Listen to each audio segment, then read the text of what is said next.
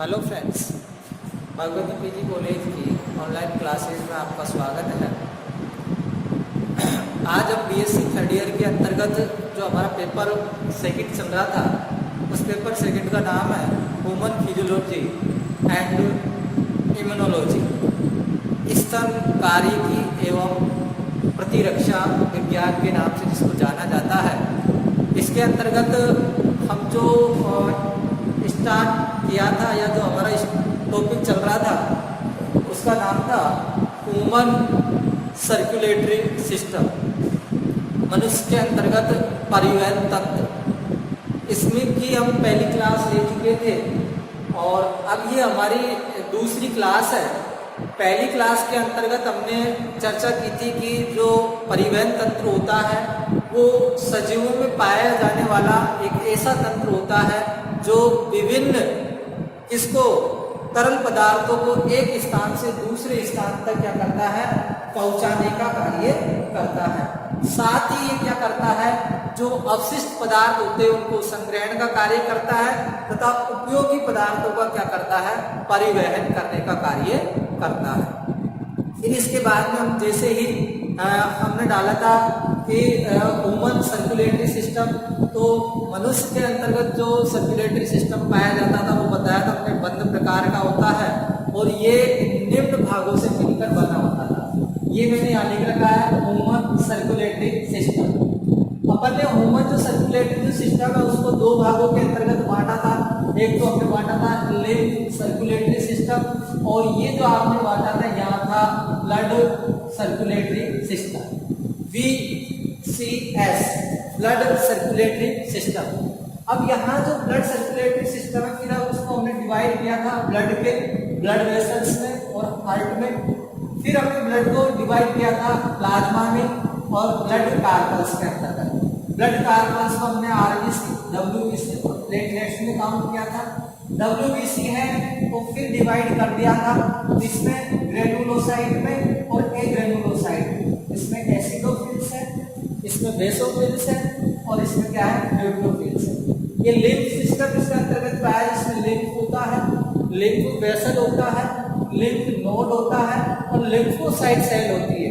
फिर ये भी दो प्रकार की होती है, एक तो बी लिम्फोसाइट और एक कौन सी होती है, टी लिम्फोसाइट सेल्स। अब हमारा जो टॉपिक था, हमारा टॉपिक रहेगा blood component of blood. Component of blood का मतलब होता है रुधिर का संगठन। रुधिर है उसका हम क्या पढ़ने वाले हैं, संगठन। तो ब्लड का जो संगठन होता है उसके अंतर्गत 55% में क्या होता है, प्लाज्मा होता है और 45% में क्या होते हैं, ब्लड कार्पल्स होते हैं। तो हम पिछली क्लास के अंतर्गत यहाँ तक मतलब चर्चा कर चुके थे और प्लाज्मा के बारे में भी हमने कुछ पढ़ लिया था। प्लाज्मा ये एक तो क्या है 55% होता है ब्लड के अंतर्गत।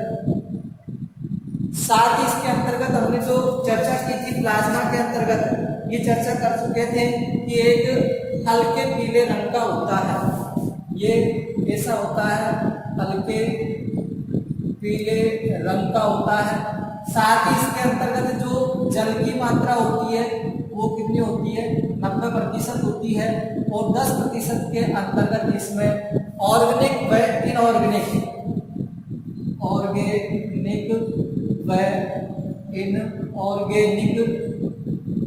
मैटर पाए जाते हैं, यानी पदार्थ इसके अंतर्गत पाए जाते हैं। कौन कौन से पाए जाते हैं, ऑर्गेनिक व इनऑर्गेनिक मैटर है। आपको विभिन्न बुक्स के अंतर्गत इनकी जो मात्रा है ये 9% या 8 से 9% तक या 9 से 10% तक ऐसे मिल सकती है, परंतु आप इसको जो मैं बता रहा हूँ उसको ऐसे ही याद करेंगे कि ये 10% में जो क्या होते हैं, इसमें ऑर्गेनिक व इनऑर्गेनिक मैटर होते हैं और 90 से 92% तक इसके अंतर्गत क्या पाया जाता है, जल पाया जाता है। और ये जो संगठन होता है ये संगठन किसका होता है, भाई प्लाज्मा का होता है। अब आगे हम जैसे ही चर्चा करते हैं तो सबसे पहले हम इसमें बात करेंगे ऑर्गेनिक मैटर। अब हमारा इसके अंतर्गत जो फर्स्ट टॉपिक रहेगा ऑर्गेनिक मैटर। ऑर्गेनिक मैटर, जिसको हम बोलते हैं कार्बनिक पदार्थ।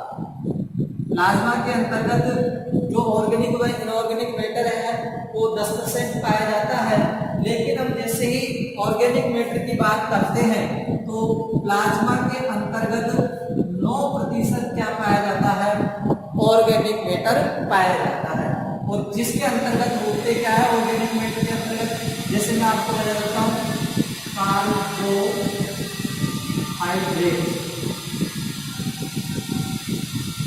प्रोटीन होता है इसमें, फेट होता है इसके अंतर्गत, और विटामिन इसके अंतर्गत होते हैं, कई खनिज लवण यानी कि मिनरल्स होते हैं वो इसके अंतर्गत पाए जाते हैं। तो कार्बोहाइड्रेट्स है, प्रोटीन है, वसा है, विटामिन है, और ये क्या है, हार्मोन्स ईटीसी इत्यादि इसके अंतर्गत पाए जाते हैं। इसके अंतर्गत ऑर्गेनिक मैटर यानी कि कार्बनिक पदार्थ के अंतर्गत पाए जाते हैं। तो इनके बारे में थोड़ा सा चर्चा कर लेते हैं। तो सबसे पहले ऑर्गेनिक मैटर के अंतर्गत हम लेते हैं इसमें प्रोटीन। जो रक्त का प्लाज्मा होता है उस प्लाज्मा के अंतर्गत क्या है, प्रोटीन पाया जाता है, और ये प्रोटीन कार्बनिक घटक का सबसे मुख्य भाग होता है। साथ ही प्लाज्मा के अंतर्गत पाए जाने वाली प्रोटीन निम्न है। भाई सबसे पहले तो लिखेंगे अपन कार्बनिक पदार्थ का क्या होता है, ये मुख्य घटक होता है। प्रोटीन क्या होता है, जो कार्बनिक पदार्थ होता है उस कार्बनिक पदार्थ का मुख्य घटक होता है, यानी कि main component of plasma. Plasma का जो मेन कंपोनेंट होता है वो कौन होता है भाई, प्रोटीन होता है। अब ये जो प्रोटीन होता है ये क्या है, निम्न प्रकार का है। तो प्लाज्मा के अंतर्गत पाए जाने वाली प्रोटीन निम्न है। सेकंड पॉइंट क्या लिख देंगे हम, प्लाज्मा में पाई जाने वाली प्रोटीन निम्न है। अब ये निम्न के अंतर्गत कौन सी है भाई, ये यहाँ पर जो प्रोटीन पाई जाती है पहली है इसके अंतर्गत albumin protein, albumin protein sorry albumin है ना, एल्ब्यूमिन प्रोटीन होती है। ये क्या है, किसके अंतर्गत पाई जाती है, प्लाज्मा के अंतर्गत पाई जाती है। और इसके बारे में क्या है, इसके बारे में यह है कि ये ब्लड प्लाज्मा में पाई जाने वाली वह प्रोटीन है जो प्रसारण दाब से संबंधित होती है। तो ब्लड के अंतर्गत जो प्रसारण वास्कुलर प्रेशर होता है, प्रसारण दाब से संबंधित होती है। इसके क्या विशेषता है कि जो एल्ब्यूमिन प्रोटीन होती है वो प्रसारण दाब से क्या होती है, संबंधित होती है। साथ ही इसका जो संश्लेषण होता है वो संश्लेषण कहाँ होता है, वो संश्लेषण होता है यकृत में। एल्ब्यूमिन प्रोटीन है वो कहाँ बनती है भाई, यकृत के अंतर्गत बनती है। साथ ही यह सबसे छोटा प्रोटीन, सबसे छोटा प्रोटीन, ये हमने किसके बारे में लिखा था भाई, एल्ब्यूमिन। मुख्य घटक क्या होता है, प्रोटीन। प्लाज्मा में पाए जाने वाले प्रोटीन निम्न है, जिसके अंतर्गत हमने सबसे पहले पढ़ी थी एल्ब्यूमिन। प्रसारण दाब को नियंत्रित करती है, उससे संबंधित होती है। साथ ही इसका संश्लेषण है वो यकृत में होता है, और ये क्या है, सबसे छोटी प्रोटीन होती है। अब आगे हमारे जो दूसरी प्रोटीन जो आती है उसका नाम है ग्लोबुलिन।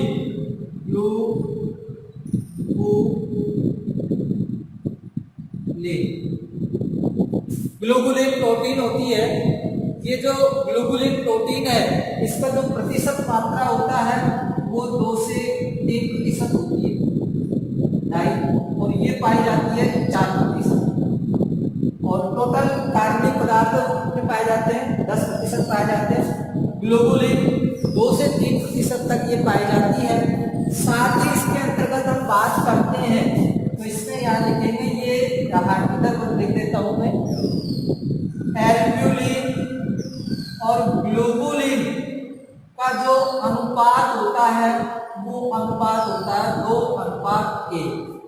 एल्ब्यूमिन और जो ग्लोबुलिन होता है उसका प्लाज्मा के अंतर्गत जो अनुपात होता है वो होता है 2:1। यहाँ से हम समझ सकते हैं 2% ही पाया जाता है तो 4% पाया जाता है, तो आधा तो वैसे ही हो गया ना। 2:1 इसका क्या पाया जाता है भाई, अनुपात पाया जाता है।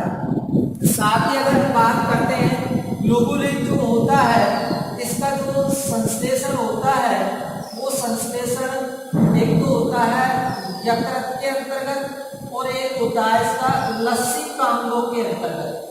लसीकांग जो अंग होते हैं उनके अंतर्गत इसका क्या होता है भाई, संश्लेषण होता है। किसका संश्लेषण होता है, ग्लोबुलिन का। और ग्लोबुलिन क्या है, एक प्लाज्मा प्रोटीन है। अगला अगर हम बात करते हैं इसके बारे में तो यहां से बात करेंगे अपन, अब इधर लिख देता हूं, ये ग्लोबुलिन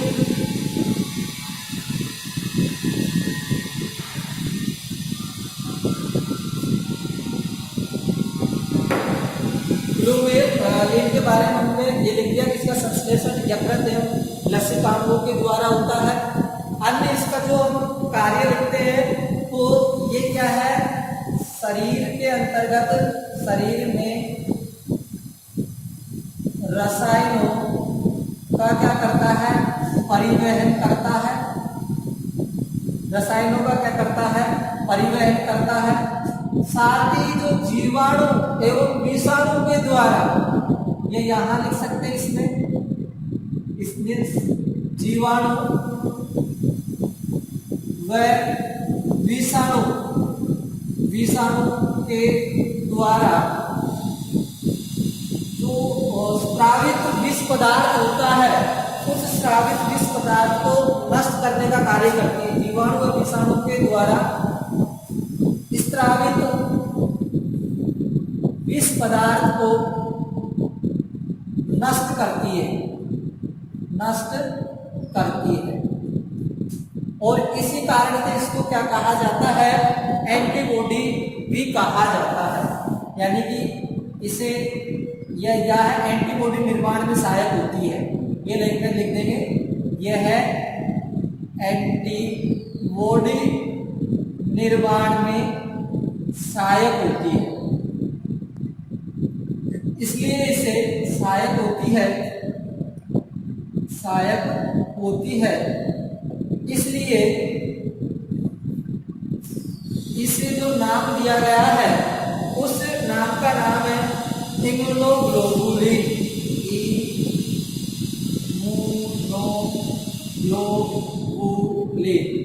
ये नाम दिया गया है इसको, ग्लोबुलिन प्रोटीन को, क्योंकि ये एक रोग प्रतिरोधक जो क्षमता होती है उसका क्या करती है, कार्य करती है। अब हम अगर बात करते हैं तो ब्लड के अंतर्गत जो ग्लोबुलिन पाई जाती है वो 3 प्रकार की होती है। तो अपन यहाँ पर लिखेंगे अब ब्लड के अंतर्गत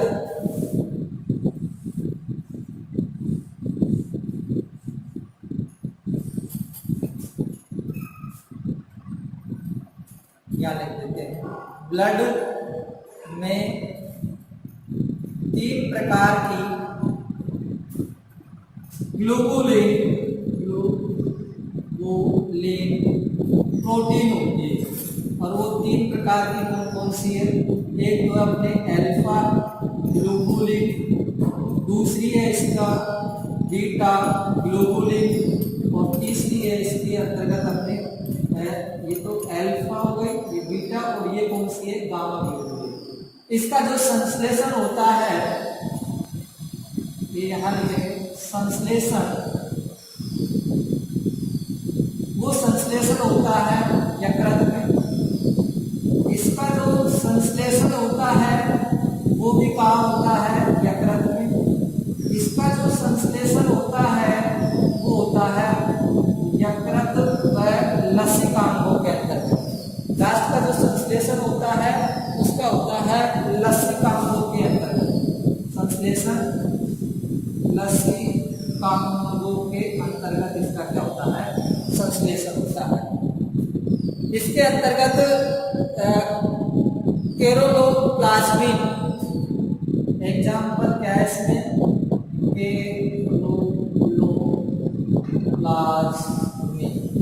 ये क्या करता है, कॉपर का परिवहन करता है।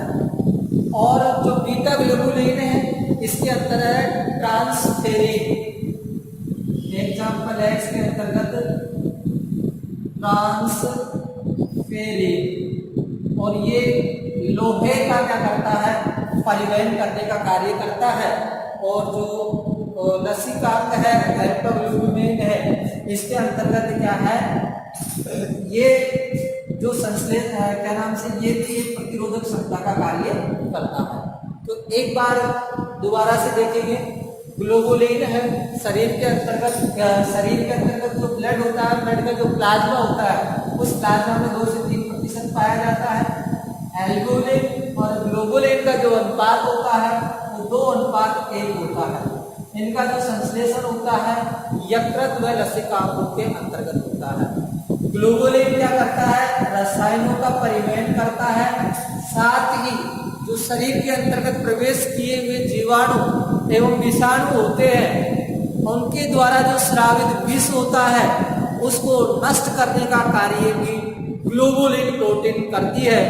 इसलिए इसको एंटीबॉडी के नाम से भी जाना जाता है, या शरीर को एक प्रतिरक्षा शक्ति प्रदान करती है। उसके बाद हम जैसे आगे बढ़ते हैं तो जो ग्लोबुलिन होती है उसको एंटीबॉडी निर्माण के आधार पर इम्यूनोग्लोबिन के नाम से जाना जाता है। किसके नाम से जाना जाता है, इम्यूनोग्लोबुलिन के नाम से जाना जाता है। फिर हमारा जो रक्त होता है, रक्त का जो प्लाज्मा है उसके अंतर्गत 3 प्रकार की ग्लोबुलिन प्रोटीन पाई जाती है। एक तो है अल्फा ग्लोबुलिन प्रोटीन, यह मतलब इसका संश्लेषण यकृत से होता है। एक बीटा ग्लोबुलिन है, इसका संश्लेषण भी यकृत से होता है। अल्फा ग्लोबुलिन का जो उदाहरण है वो है केरोलोप्लाज्मिन, प्रोटीन का नाम है, जो शरीर के अंतर्गत कॉपर का परिवहन करता है। बीटा ग्लोबुलिन संश्लेषण यकृत बताया है, और इसका जो एग्जाम्पल है वो है ट्रांसफेरिन, और ये इसका फेरिक का परिवहन करता है। फिर उसके बाद में इसमें गामा ग्लोबुलिन, इसका संश्लेषण लसिकांगों के द्वारा होता है। तो ये हमारे क्या हुआ भाई, प्रोटीन से संबंधित हुआ। और प्लाज्मा में पाए जाने वाले जो प्रोटीन है, जो कि एक इसका है कार्बनिक जो मैटर है उसका क्या है, भाग है। अब उसके बाद में हमारे पास अगर बात करते हैं तो ये एल्ब्यूमिन ए और ये ग्लोबुलिन बी हो गया। अब इसके बाद में जो सी हमारे पास आता है, उस सी का नाम है फिब्रिनोजन। इसका नाम है फिब्रिनोजन। ये फिब्रिनोजन एक सरल प्रोटीन होता है जो कि एक घुलनशील है, रेशेदार होता है, जो रक्त के थक्के के निर्माण में क्या होता है, सहायक होता है। तो फिब्रिनोजन देखो कैसे कार्य करता है, ये होता है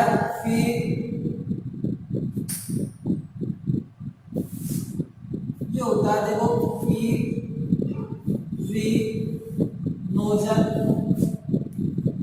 ये होता है आपके इनएक्टिव फॉर्म के अंतर्गत।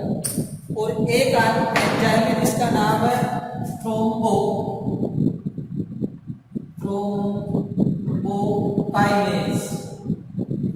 और ये इसको फिब्रिन जो नोजन होता है उसको फिब्रिन में कन्वर्ट कर देता है। किसमें कन्वर्ट कर देता है, फिब्रिन में कन्वर्ट कर देता है, जिससे क्या बन जाता है भाई, रुधिर का थक्का बन जाता है। यानी कि ये जो प्रोटीन है कौन सी, फिब्रिनोजन, एक सरल एवं रेशेदार प्रोटीन होती है। कैसी होती है ये, सरल व रेशेदार होती है, रेशेदार होती है। और ये किसको कन्वर्ट कर देती है, थ्रोम्बोकाइनेज एंजाइम होता है। एंजाइम का नाम क्या है? थ्रोम्बोकाइनेज। और ये एक ब्रेक में क्या हो जाता है भाई? कन्वर्ट हो जाता है। और इसका जो प्रतिशत पाया जाता है इसके अंतर्गत वो होता है 0.3%। 0.3% है वो इसके अंतर्गत पाया जाता है। उसके बाद में अगर हम बात करते हैं तो बी जो हमारे पास आएगा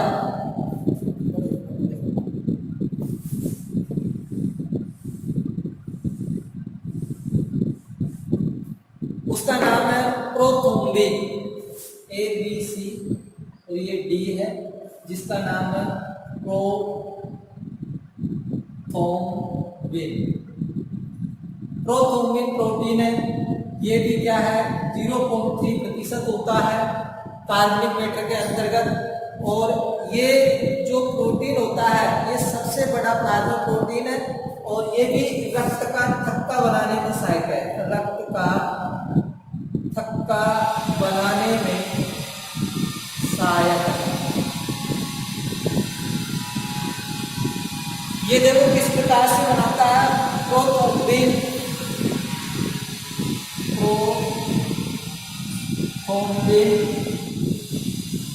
ये थ्रोम्बोकाइनेज एंजाइम की उपस्थिति में थ्रोम्बोकाइनेज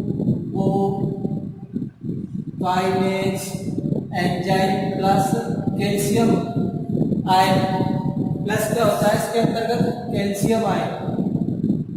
और ये थ्रोम्बिन में कन्वर्ट हो जाता है। थ्रोम्बिन के अंतर्गत क्या हो जाता है? कन्वर्ट हो जाता है थ्रोम्बिन के अंतर्गत। और इस थ्रोम्बिन क्या करता है? रुधिर का थक्का बनाने में सहायक होता है। तो एक बार दोबारा से रिवाइज के अंतर्गत आएंगे कि हम रक्त के अंतर्गत क्या पढ़ रहे हैं? प्लाज्मा। प्लाज्मा 50% भाग बनाता है इसका ब्लड का, जिसके अंतर्गत 90% जल होता है और बाकी जो बचा हुआ 10% है उसके अंतर्गत कार्बनिक व ऑर्गेनिक व इनऑर्गेनिक यानी कि कार्बनिक व अकार्बनिक पदार्थ होते हैं। कार्बनिक पदार्थों की अगर हम बात करते हैं तो ये कम से कम 10% पाए जाते हैं। और इसके अंतर्गत क्या होते हैं? सबसे पहले प्रोटीन 9% तक इसमें होता है, जिसमें एल्ब्यूमिन, ग्लोबुलिन और एक कौन सा फिब्रिनोजन और एक कौन सा है प्रोथ्रोम्बिन। अब ये हमारे किसकी बात हो गई? प्रोटीन की बात हो गई। अब प्रोटीन के बाद हम जैसे ही आगे की ओर चलते हैं तो इसके अंतर्गत आता है भाई कार्बोहाइड्रेट। अब हम पढ़ते हैं इसके अंतर्गत कार्बोहाइड्रेट।